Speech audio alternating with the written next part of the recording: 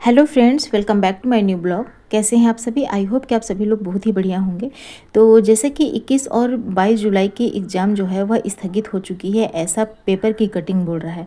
लेकिन एग्ज़ाम जो है वह पोस्टपोन नहीं होगा, क्योंकि यह विभाग की ओर से नोटिस जारी हुआ था। यह कोई पब्लिक नोटिस नहीं है, इसीलिए एग्ज़ाम डेट 21 और 22 जुलाई को ही रहेगा। पता नहीं क्यों कि न्यूज़ वाले जो हैं ऐसे अपडेट दे रहे हैं। एक बार विभाग को भी सोचना चाहिए, उनको भी एक बार अगर यह नोटिस विज्ञापन या एडवर्टाइजमेंट के ज़रिए भी अगर निकाल देते तो बहुत ही बढ़िया होता। लेकिन चलिए, जो भी है, जो आ रहे हैं पेपर में कटिंग वगैरह, आप उससे आप नर्वस मत होइए। आप अपनी पढ़ाई को कंटिन्यू रखिए, क्योंकि हमारे पास केवल अब कितने दिन बच गए हैं, 65 डेज़ बचा है। और अगर इन 65 डेज़ के बाद अगर एग्ज़ाम हो जाता है तो ना हम इधर के रहेंगे ना उधर के रहेंगे। हम अभी हमारी सिचुएशन जो है वह कठिन परिस्थिति पर है। अगर हम पढ़ाई करते हैं तो वह कभी भी डिस्ट्रॉय नहीं जाता है।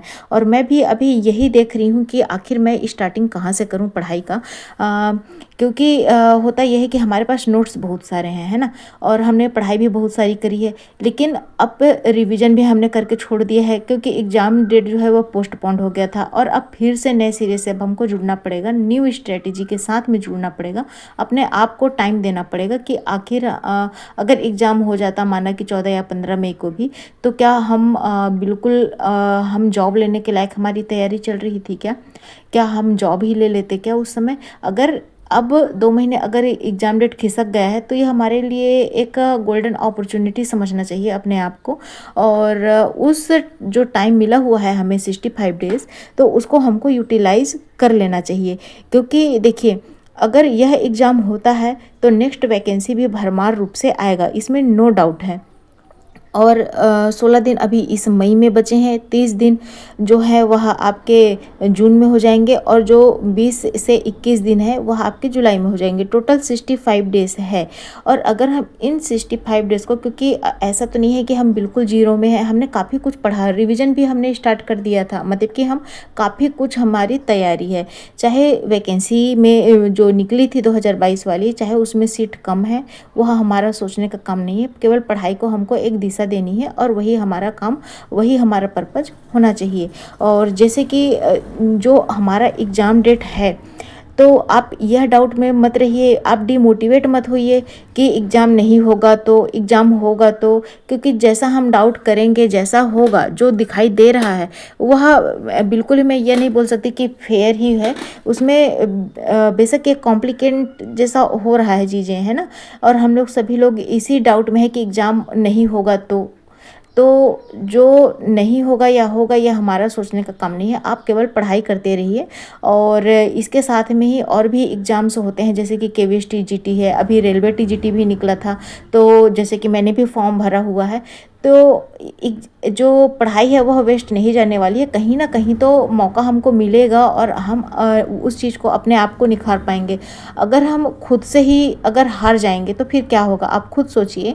अगर हम खुद से ही नहीं हारेंगे तभी हमारी जीत निश्चित है। और अगर हम ही अभी से ही हार गए, अभी से डिमोटिवेट हो जाएंगे तो फिर क्या होगा। इसीलिए आप पढ़ाई कंटिन्यू रखिए और पढ़ते रहिए। किसी भी सोच में मत पड़िए, निगेटिव थॉट मत लाइए। तो बस कंटिन्यू आप पढ़ते रहिए। शाम के वक्त मैं अपने खेत में आई थी घूमने के लिए, पेड़ों को देखने के लिए कि आखिर जो ये नीलगिरी के पेड़ है ये कितने बड़े हो गए हैं। अब तो इसकी हाइट मेरे इतनी हो गई है, और 2-4 महीनों में और बहुत ही बढ़िया तरीके से हो जाएगा। वैसे तो नीलगिरी है, और बकरी जो चराने वाले आते हैं उनका तो काफ़ी डिस्ट्रॉय कर देते हैं। लेकिन अभी हम लोगों ने सोचा है कि चारों ओर बाउंड्री में कांटे लगा देंगे, या फिर करंट जो लाइट वाली होती है वो लगा देंगे। तो उससे क्या है कि जंतु जानवर नुकसान नहीं पहुंचाएंगे। अभी खेत में हमने गेहूं लगाया था, गेहूं तो सब अच्छे कट गए। और इसकी हमने जो डिस्टेंस भी है वह एक्यूरेट लगाई हुई है चौड़ाई में, और जो एक दूसरे से डिस्टेंस है। तो इससे क्या होगा कि ट्रैक्टर भी अच्छे से आना जाना हो जाएगा, और कम से कम 1 से 2 साल हम लोग इससे फसल ले सकते हैं। उसके बाद में कुछ और फसल लगा सकते हैं। यह एक इन्वेस्टमेंट पर्पज़ से हमने लगाए थे इसको, पेड़ को, क्योंकि हस्बैंड जो है वह बाहर जॉब करते हैं, तो पूरा केयर टेकर नहीं हो पाता इसका। और अब नेक्स्ट जब फसल आएगी तो हम इसमें अब लगाएंगे धान की खेती।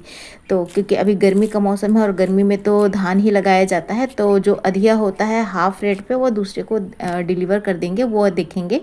और देखिए ये मेरे हाइट के बराबर हो चुके हैं। जैसे ही हम घर में आए उसके बाद फिर ये अप्पे बनाए और सबको बहुत पसंद आया और हम लोग खूब अच्छे तरीके से खाया। और वैसे तो इसको जो है दही और सूजी, इनो वगैरह डाल के बहुत अच्छी तरीके से बनाइए, वेजिटेबल्स भी खूब सारे डालिए तो बहुत ही अच्छा लगता है। कभी कभी हम ऐसे स्नैक्स के रूप में ले लेते हैं, खा लेते हैं। और बस यही है आज का मेरा ब्लॉग। देन आप लोग जुड़िए और अपनी पढ़ाई को आप कंटिन्यू रखिए। इधर उधर जो भी न्यूज़ की कटिंग आ रही है या जो कुछ भी बोल रहा है आप उस पर मत विश्वास करिए। वैकेंसी आएगी और ज़रूर आएगी। Thanks for watching.